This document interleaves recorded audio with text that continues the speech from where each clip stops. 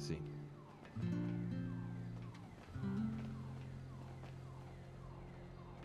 And I'm still impressed with this decoration. What do you mean? It's good. It's good. You know, it looks fucking great up here. Have a little party. Yeah, just a bunch of shit from a junkyard. How you been, huh? You know, as crazy as it is to say, it is my home. So I've been good. You know, freedom's been good. It's good to be back. I feel like there's still a lot of shit kind of in the air, but overall it's been good. What you been doing? Yeah, I've been doing all right. Been doing all right. You know, trying to hold it down, as we always do. You know, do what we can.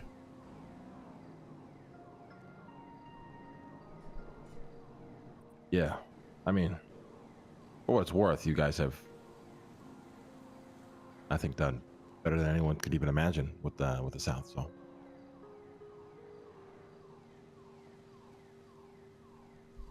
Yeah, I mean, there's always something missing, you know? It's never gonna be the same. Never is the same. Different times, though. Different times. Well, what do you mean? What do you think is missing? I mean, you, Tony. You don't think we're kind of on a weird path, trending back towards, well, not those exact sort of days, but maybe a resemblance of it? I mean, I don't think it's weird, no. I think it's unexpected, but necessary. I think it's about time people start healing, you know? Yeah, I agree. I mean, listen, I think something that Cypress is good at doing is trying to extract some good from all the bullshit we deal with. So, and I think for me this time around, there's a lot of closure. So what the hell happened? I mean, with the, you know, prison and shit. I mean, truth be told, a lot. I mean, fuck. It's not easy. It was not easy for me to put in what I thought was a lot of effort into the North, and then make a decision for, you know, I'm about to be gone for a week, and, you know, kind of fuck around a little bit, put Leah as a Don. You know, I know it's going to cause some friction, some spice, whatever the fuck, but, you know, and pretty much it all unraveled in maybe less than 2 hours. And then having to, that entire situation that transpired between fucking Larry, Bubbles, and Leah, there was never a moment for any of them where they just stopped and really thought about it all. And the positions that we're putting people in, and the hard decisions that were going to come from it. I'm not the world's greatest leader, but I do, and you know, I do love to put an emphasis on lessons I try to teach. And I really thought I did a good job at that, and it really showed me that I guess I didn't. That was my fault, to be fair. I take no personal responsibility for the stupidity they have done to each other, but you know, it just wasn't a good feeling to watch. Just to watch that shit. That shit was fucking just sad. Yeah, it's exactly like you said. They just didn't think about anything at all. It's fucking crazy that they shot her. That's. And not only did they shoot her, they then attempted to ocean dump her.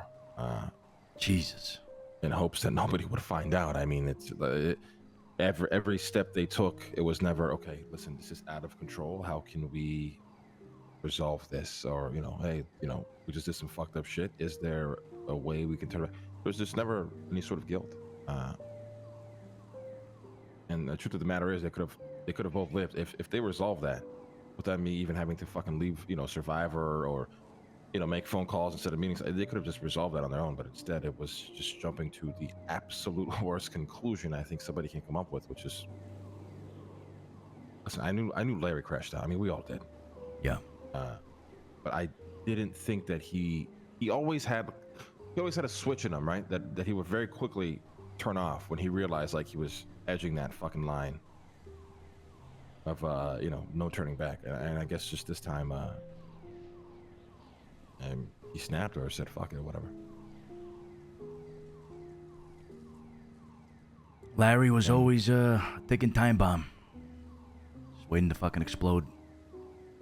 It really was. And it was inevitable. The writing was on the wall for a very, should have died, months prior to that. And lucky to him, he lived. And I feel like we kind of all use that as an excuse, or divine intervention as an excuse just to not make that hard decision, right? So it's interesting that, seemingly he didn't learn anything from that. So, and Bubbles, Bubbles was the hardest one because I don't think he wanted to do any of what he did. I think his innate reactions just kind of took over. Seeing his fucking boy get shot and shit, like he didn't really think about those. And then once he probably realized what he did, he probably knew what the fuck was coming to him. So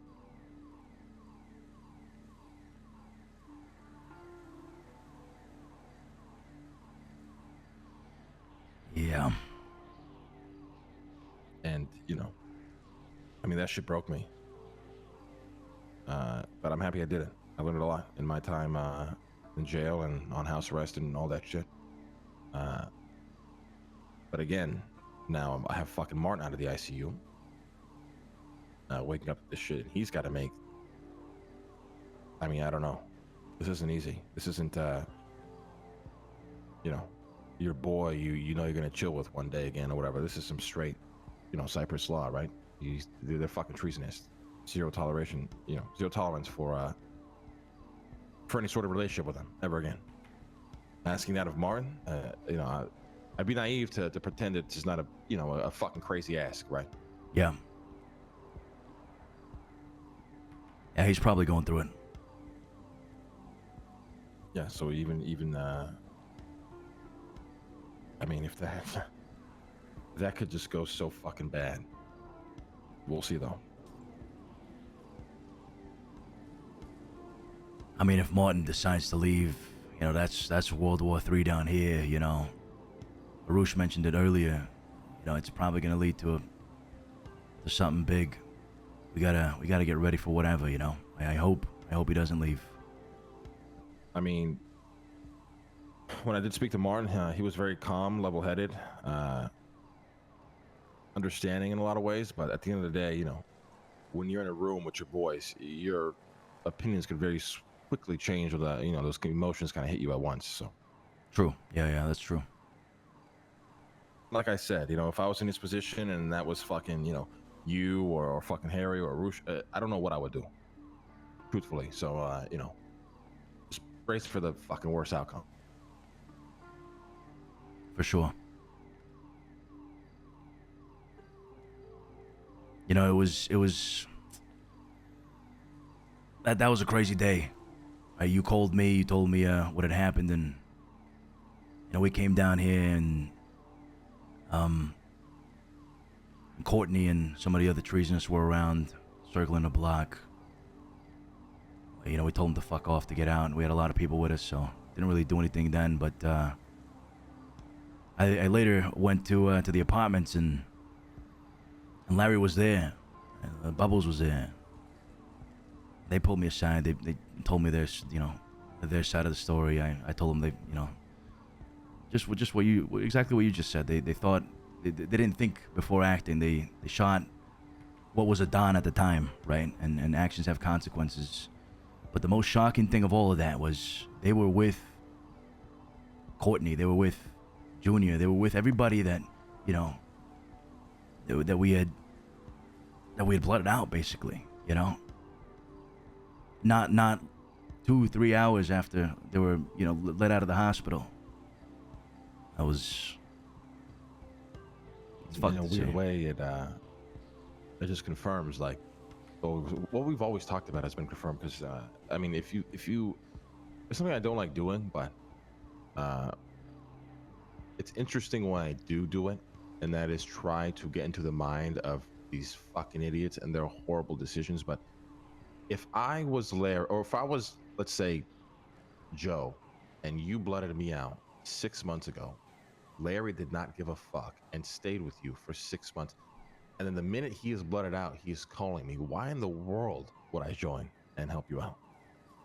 You were not there for me. This goes to show how true that hate there is. You know what I mean? Yeah, for sure. And I mean, honestly, happy that I saw that, because at least it makes it a hell of a lot easier to fucking live with now. Just goes to show that they were never really a part of this. Exactly. Yeah. And did I even tell you how that whole thing even happened? What led up to it? No. All I know is they were gunned down in the slaughterhouse. That's it. All right, so obviously Survivor was happening, and I didn't want to. I was gonna leave Survivor, but I didn't want to do it because obviously Annie put in so much fucking time on that shit, and I just couldn't really just fuck over. So Friday comes, and in my mind, I'm gonna put Leah, Bubbles, and Larry in a fucking room, and see like what colors come out. Well, the basis of the entire thing was people just didn't listen to orders that were difficult to listen to, right? So I was gonna fucking push these guys to the edge with orders to see if they would go to the edge, and before pushing them off, I would have allowed them to redeem themselves. Truthfully, that was my plan. So when I met Leah, she was the first one to meet for me to meet. Larry and Bubbles were not around at the time, so I met her, and my intent was to kill her. Not specifically at this meeting, but you know, eventually when Larry and Bubbles were all in the room together. But, Holy shit. I mean, Leah just stood her ground. She listened to every command I gave her, and she very well knew where it was leading and did not run or try to fucking kill me or defend herself or anything. She understood.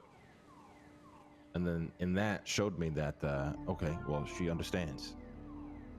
And then while this is happening, I'm speaking to Larry via text, maybe for about an hour. I need you to come here, come to the butchery. Nah, I'm not coming to the fucking butchery. I know what the fuck happens there. Fuck you, fuck this, fuck that.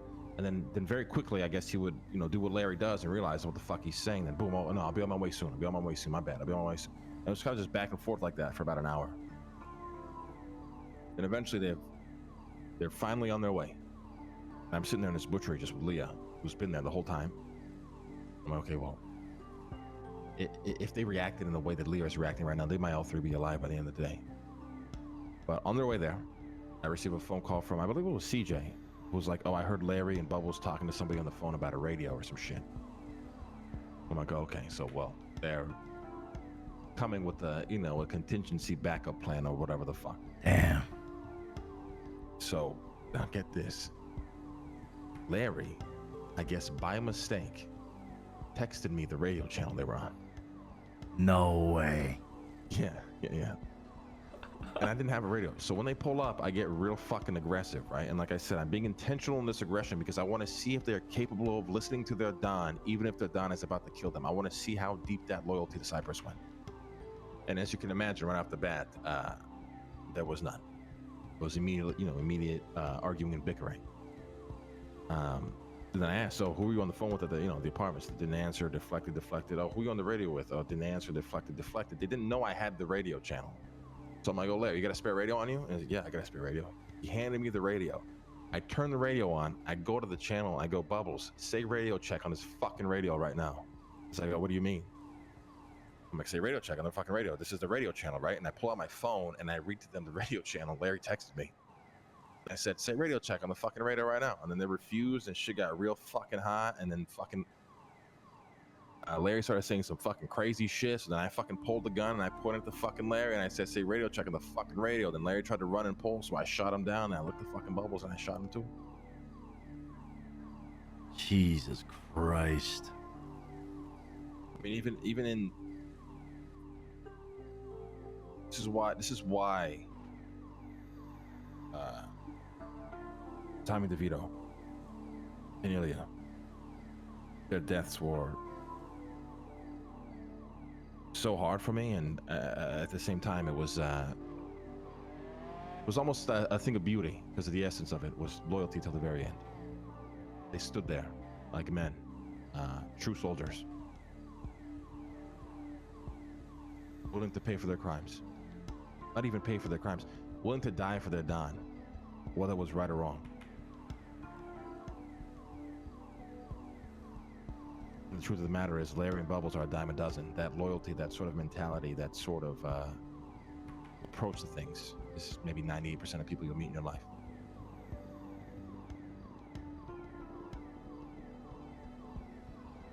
So it pains me that we lose people who, till the very end, till their last breath. We'll listen to the call, to the order. And that's what makes them dying so hard.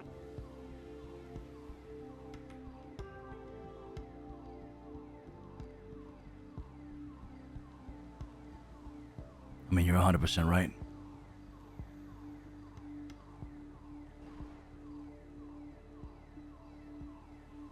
Fucked up world we live in, huh?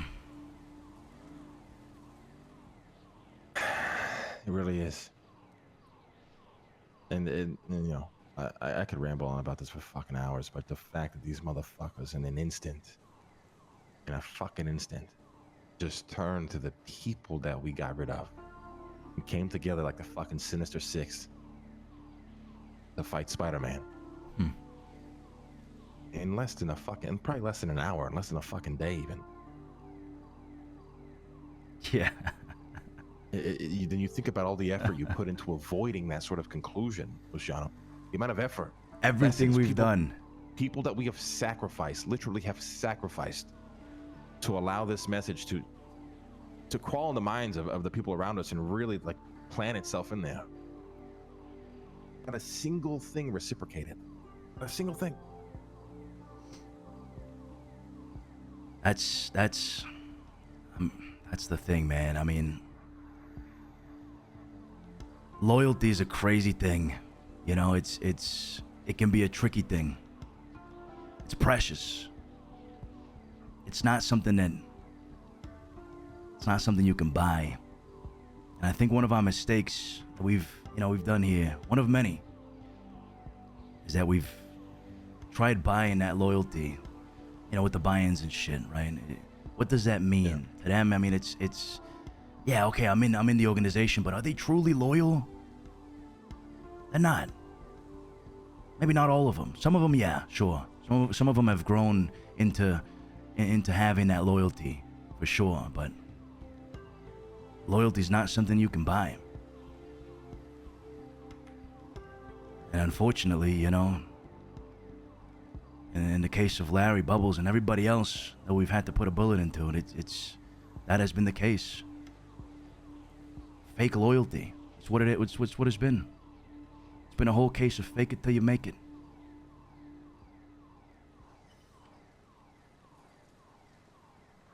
It's unfortunate.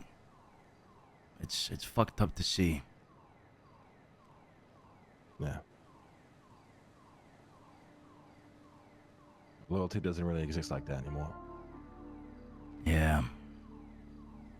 Makes you question a lot.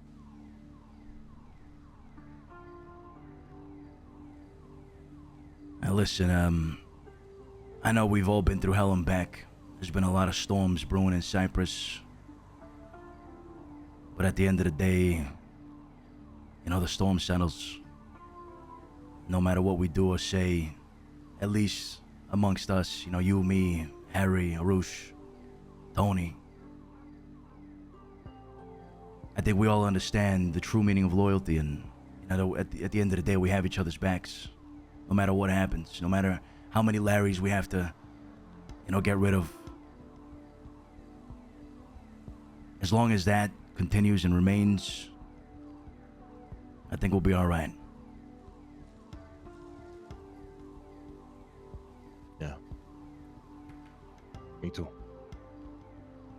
I don't know if Harry told you, but we finally had the conversation that we needed to have when I was in jail. So we're on good terms again. Yeah, he told me. Apparently he tried getting in there with a helicopter or some shit. I didn't even realize it was him sitting across from me until he started speaking. I was mind blown. Fucking dumbass. Shit. That's Harry Brown. Well, listen, I'm sorry all this has happened. You don't need to apologize, Lush. Things happen for a reason. For reasons you guys will probably never understand. Maybe one day, hopefully I can explain. Me confessing and everything that's transpired after that is something I needed. And I'm good now. I'm realigned, I'm refocused. Good. You know I'm here for you. Whatever you need. You've given me a lot, Lang. You've given me, you've given me everything. You know, from all the way back to Little Italy to now. I mean, I remember a day in your office at the Clean Manor. You know, you made the decision right there whether or not to kill me and my brother. And, you didn't. You gave me a life. A life that, you know, I'm still living. So, you know, there's some things you gotta tell people before, you know, whatever happens. Who knows? Maybe you get locked up again. Maybe you die. Maybe I die. You know, it doesn't... You gotta say them before it's too late. And, I just wanted to thank you. Oh. It wasn't nothing you haven't earned, so...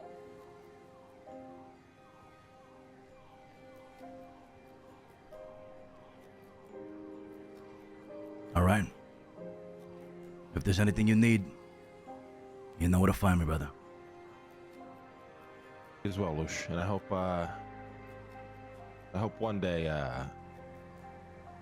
maybe we're working together again like we used to. Hey, looking forward to it. Appreciate the talk, huh? Yeah. I like the cane, by the way. Looks good.